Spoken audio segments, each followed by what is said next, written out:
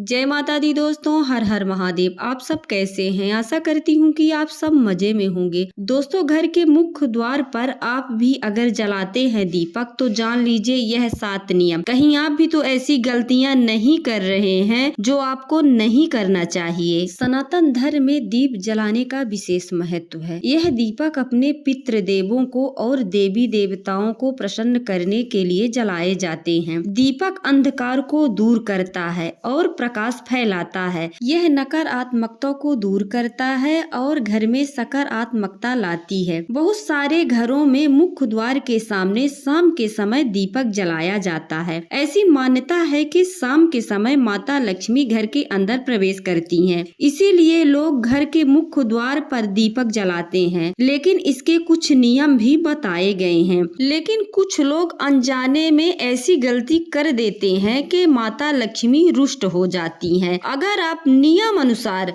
मुख्य द्वार के सामने दीपक जलाते हैं तो माता लक्ष्मी जब भ्रमण के लिए निकलती हैं तो आपके घर में अवश्य प्रवेश करेंगी। अगर आप भी नियम जानना चाहते हैं तो हमारे वीडियो में अंत तक जरूर बने रहें। दोस्तों, आप सभी का हमारे YouTube चैनल में स्वागत है। आगे बढ़ने से पहले वीडियो को लाइक और चैनल को सब्सक्राइब जरूर कर ले, जिससे कि भोले बाबा की कृपा आप पर सदैव बनी रहे। तो चलिए दोस्तों, वीडियो में आगे बढ़ते हैं और जान लेते हैं कि मुख्य द्वार के सामने हमें किस नियम से दीपक जलाना चाहिए। दोस्तों, दीपक जलाने के नियम। घर के मुख्य द्वार के बाहर सूर्य अस्त होने के बाद जब अंधेरा होने लगे यानी प्रदोष काल आरंभ हो जाए तब। प्रदोष काल कब होता है? यानी कि सूर्य अस्त के 45 मिनट पहले और सूर्य अस्त के 45 मिनट बाद। तो आप मुख्य द्वार पर जब अंधेरा ना हो तभी आपको दीपक जलाना चाहिए।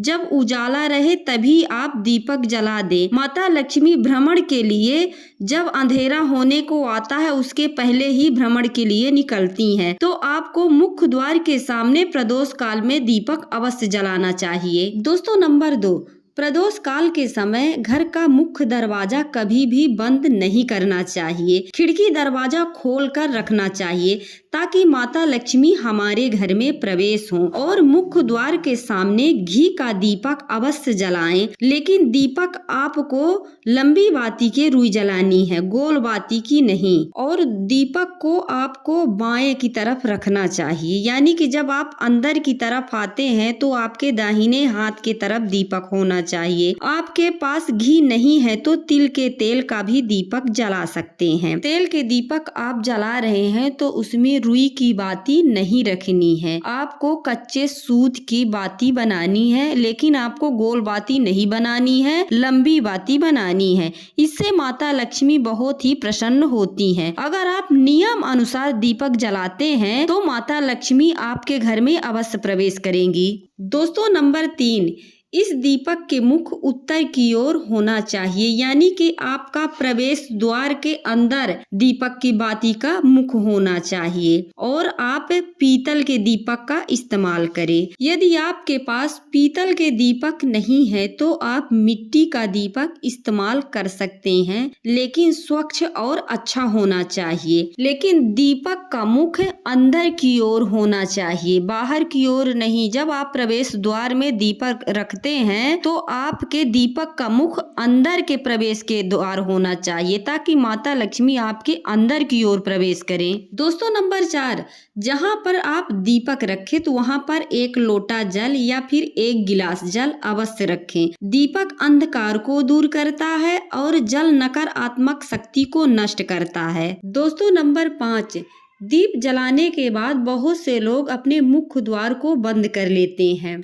ऐसा नहीं करना चाहिए। यदि माता लक्ष्मी का आगमन के लिए दीप जलाया है तो मुख्य द्वार को बंद नहीं करना चाहिए। मुख्य द्वार को हमेशा खोल कर रखना चाहिए। अगर आप घर का मुख्य द्वार बंद कर देंगे तो माता लक्ष्मी कैसे प्रवेश करेंगी? तो आपको जब आप दीपक जलाएं तो मुख्य द्वार हमेशा खोल कर रखें। माता लक्ष्मी का आगमन होता है 7 बजे से लेकर 9 बजे के बीच तक।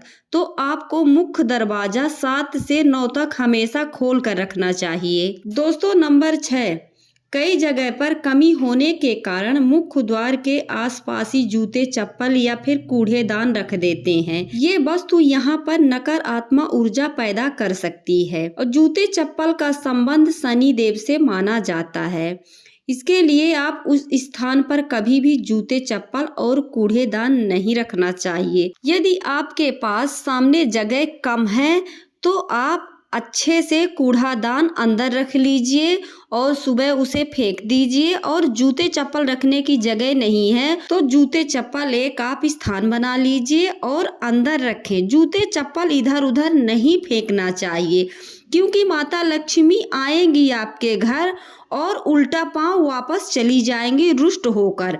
यदि माता लक्ष्मी रुष्ट हो जाएंगी तो दोबारा आपके घर में कभी भी प्रवेश नहीं करेंगी। तो दोस्तों आप ऐसी गलती बिल्कुल ना करें। दोस्तों हमारी जानकारी आप सबको कैसी लगी? यदि अच्छी लगती है तो कमेंट में जरूर बताइएगा। एक नई जानकारी के साथ फिर मिलूंगी। हर हर महादेव।